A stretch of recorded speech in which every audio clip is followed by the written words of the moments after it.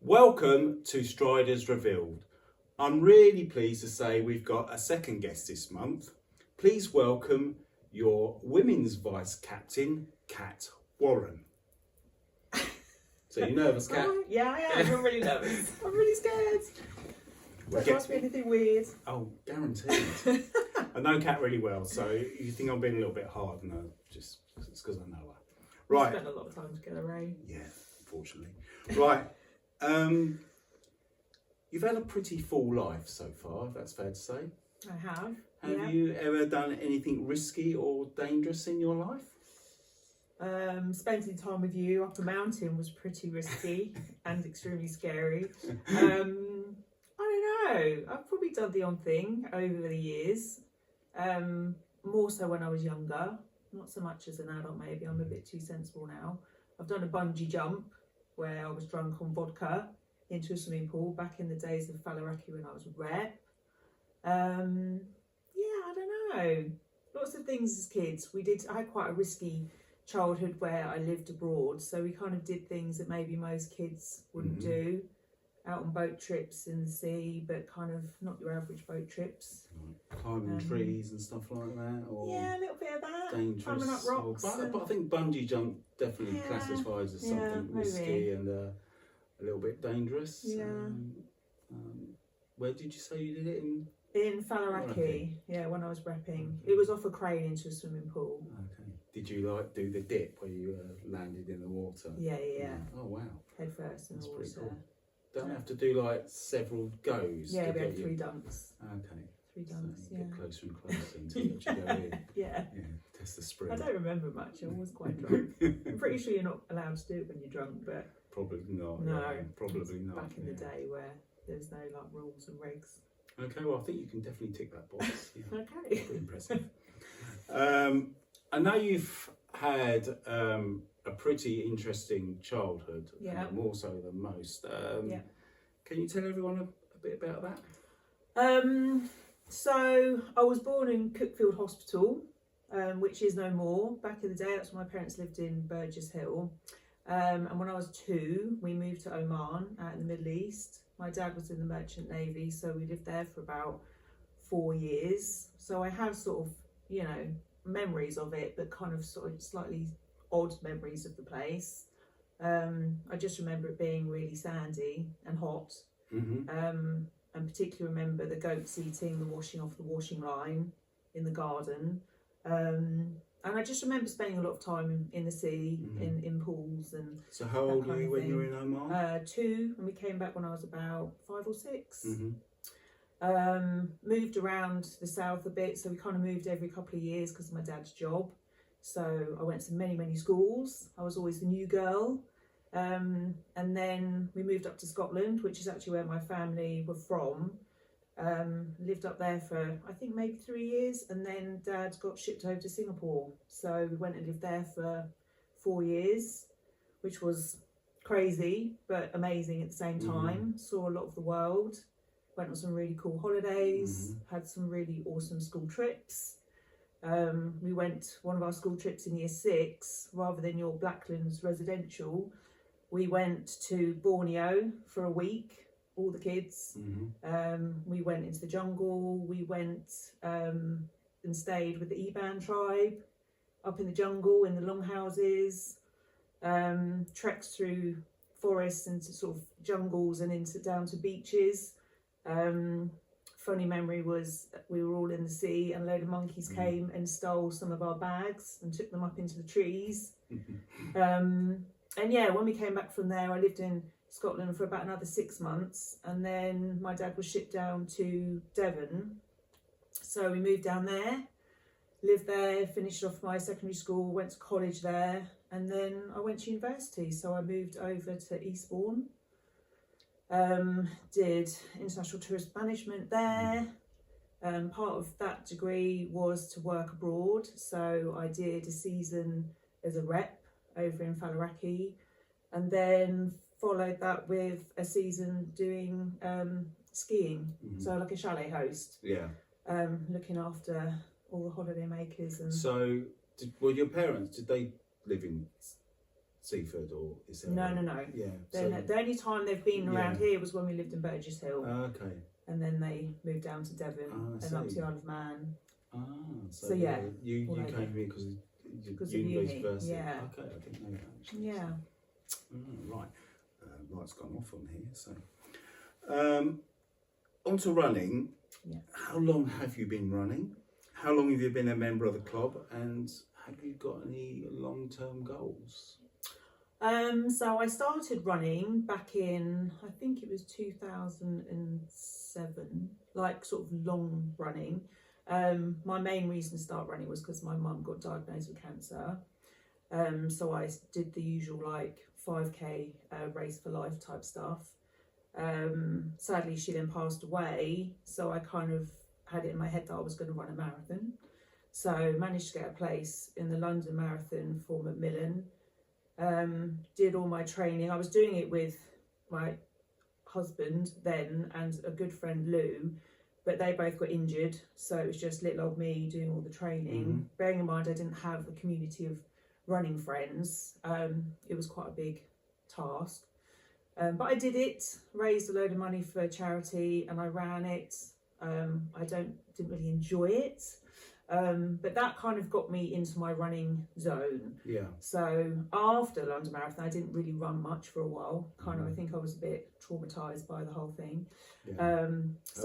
How long did it take you? Can you I did it in 5 hours. Okay. I was planning to do it in 4, but yeah, 5 hours, it was awful. Was it hard? Was it hard? It was really hot. Was it harder than you thought, or you So just much harder. or you just had a bad run I on the think day? it was hot, which Yeah. was a lot to do with it, and I had injuries that I was nursing through it, and it was a lot. It was just overwhelming. I think a race like that, I think I've said to a few people, I don't particularly enjoy the crowds. It's a lot. I find it quite intimidating. It was a bit overwhelming. Yeah. But that being said, I mean, the crowds are awesome. You know, shouting my name as I was kind of doing the last stretch. Yeah, it was an insane experience. So you thought, never again? Yeah? Never again. I'm not doing all this silly long runs. You had a bit of a break from running after. Yeah, that, I kind of kept a little bit in, but then I started having children, had my boys, so I kind of dipped in and out of it. But I've probably got back into it more so maybe in the last sort of 5 years, and that's when I then became a strider. Ron and Nick were both bugging me to come and run with the Striders, you'll love it, and I was like, I don't know, but I did. Went with Ron and met you all and did my first run, and that was what, four years ago, Yeah. I think maybe. And that was it. Like, I was hooked. Running with people and chatting, it made such a difference to my running journey. And then sort of since running with all you guys, I've kind of achieved so much more than I even thought I was possible. I mean, running an ultra, I think I was like, oh, I could never do that. I mean, that's like more than a marathon. Why would you want to? But I'll never forget that one run. I went on a social run on a Sunday, it might have been a Saturday, I can't remember. And we saw some of the runners coming through from the UK Ultra, and Lisa was one of them. And I saw her coming into Alfriston. She was having a really hard time. I think Sam was kind of helping her out a bit. And I saw her and I thought, what an inspiration. I'm going to do that. I am going to run an ultra. So what do? Sign myself up for an ultra, and away I went. Did all the training, and it was hideous. I hated it. I felt sick for half of it. Sam ran with me for half of it, thank God. You popped up, and honestly, I mean, I hated every minute, but I also loved it because I was thinking, look what I'm doing. I said I'd never do it, and here I am. I think you weren't feeling it that day, really, because you did the training. I did all the training. I did all those long runs out on my own in all the weather. I was fully prepared, but yeah, you don't know how you're going to feel on race day, and the nerves possibly got the better of me, and trying to fuel the heat. I just generally felt pretty rough. So would you recommend it to all the other members? Yeah. Don't listen to my negativity. She's just sold it I know, to everyone, haven't you? Most definitely. Yeah. Like, I would say, you think, oh, I could never do that. Do it. Yeah. Like, it's like, push yourself, because it's amazing what you can achieve if you just focus on something and go for it. Yeah, 100%. And well, the last part of the question was, have you got any long-term goals? My long-term goals, I right. think I keep changing it. I keep thinking, do you know what? My next goal is to just get faster. Mm-hmm. Shorter distance, get faster. That's not really happening. Yeah, I do. I think I've got more ultras in me. I think my next goal would be to do 50 miles. I was considering doing one this year, but I've got a lot going on at home, so I just can't focus my attention and time and energy. But yeah, I'd like to see myself doing a 50 miler. Yeah, who knows? Yeah, cool. Who knows? Brilliant. So you've obviously been running a long time. Have you got any hints to maintain motivation to the other members of the club? The only way I maintain motivation is by giving myself a new goal. So at the moment, I don't really have anything in the diary, so I'm a bit rubbish. I find reasons not to run rather than reasons to run. So I would say get something in the diary. Because once you've got something to train for, you definitely have more motivation to get out. And even on the days where you're not really feeling it, you've got to remind yourself of that goal, you know, what you want to achieve. And when you're out running and you're feeling a bit meh, just keep your mind on what you're aiming for. That's the only way I've kind of really done it. If I'm out to achieve something and I think, do you know what, I want to actually do it really well, then I do find I stick to more of a kind of like a routine and sort of, you know, follow some sort of, you know, schedule as to how far to run. Yeah. And I do try. I'm never right on it, but that is kind of where I've always done better, if I actually do follow something and actually get out and do miles. So yeah, I would say just get something in the diary and focus on it and think about what you want to achieve. If you want to do it faster than last time, or you want to go a further distance, you just have to remind yourself of that when you're not feeling it. Do you use your like running friends and stuff to help motivate you as well? Yeah. So arrange lots of runs with them. Yeah. Rather than do it all on your own. I like to do the odd run on my own. Kind of, you need a bit of that too. It kind of, I think, makes you a stronger runner because you're out pushing yourself when really you'd rather not. But yeah, 100%. Like, if other people are going out for a run, I get a little bit FOMO. I'm like, oh, I don't want to miss out on, you know, the chats and the fun. So, oh yeah, definitely, it does help. Especially when we were training for the Brighton Marathon. You know, there was a lot of runs arranged to sort of, that a lot of people meant to. I didn't manage too many of them, but when I did, yeah, it definitely keeps you motivated because you're all aiming for the same thing. So yeah, call upon your pals for sure. Good. Who got your vote for Strider? Oh, I hate to say it, but it was Matt Winton. Oh. Good old Matt. I'm glad to say I voted for the other one, Ralph. Oh, okay. So, yeah. I couldn't not. They were last year's winners, by the not. way. We spent a lot of time running together, 3 months in fact, every morning. Yeah, I think it was fair. Yeah. You had to vote for him. He had a great year, didn't he? So, He did. He deserved it. What was the best period of your life, or the best time of your life? Before children. Sorry boys, but it was when I was repping, when I was doing my placement year for my degree. So when I was out in Faliraki and then doing the ski season. Where did you ski? Where did you do that? It was in St Anton in Austria. Great place. Awesome place. Didn't do masses of skiing and snowboarding, I'll be honest. I did do a lot of drinking, a lot of après ski. But yeah, meeting new people and learning a lot about yourself. You're living away from home, you're having to budget, you're having to, you know, learn life on your own. I'm sure you had a lot of fun. Yeah, had quite a lot of fun, not gonna lie. A lot of partying and working really particularly hard. in Faliraki, because we used to take the guests out on bar crawls and to phone parties and all of that, which was wild. Yeah. Yeah, good times. Would you do it again now? Tempted, maybe. See how that goes down with the rest of them. But yeah, I definitely would. Next question. I know you've been going through quite a lot of upheaval in your life at the moment, and I don't think it's fair that we should go there. It's boring. But where do you think you will be in your life in 5 years' time? Well, hopefully not still in the same house because you can't sell it. That would be pretty rubbish. I'd like to think that I've got my own place with my boys. I'm kind of living my life, obviously still running, doing all the things I love, really, with whoever it may be with.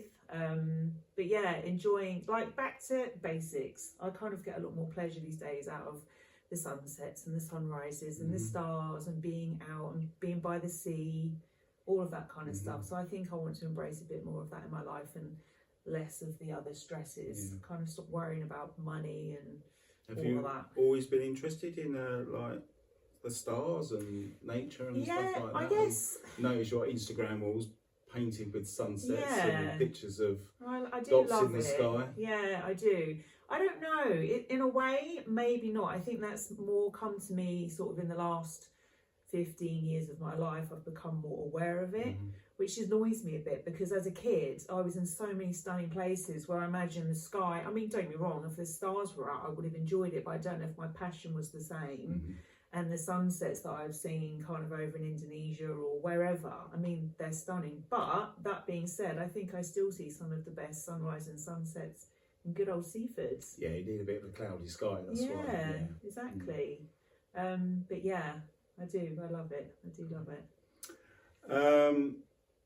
We kind of answered this already, but your most memorable race, going back to that. Yeah, it would be the London Marathon. Yeah, I think you probably, didn't you mention an ultra as well or something? Yeah, my first ultra, I think, it's the times where I've pushed myself more and I've achieved something through the grit and the strain of it. But yeah, I probably would say the London Marathon was my main one. Mainly because it was probably your first real proper run. And I was doing it for my mum. And the emotions that came with that, I think, as I was running around, taking it all in, and every time I thought about my mum, I started blubbing, couldn't breathe, nearly like passing out.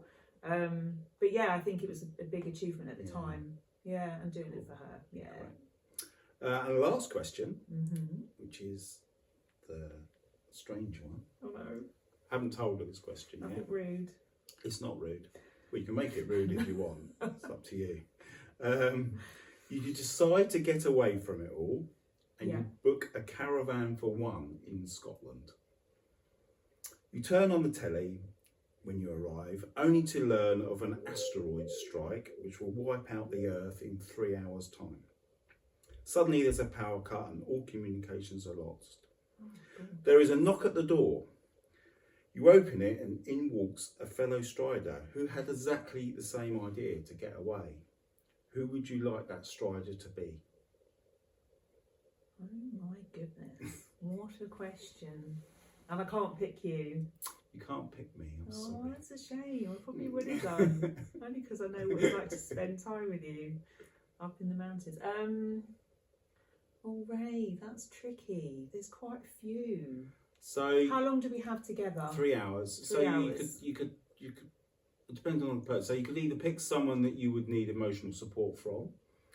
You could pick someone that you feel that you might want to give emotional support to. You could pick someone that obviously you get on well with and makes you laugh and you just like spending time with them.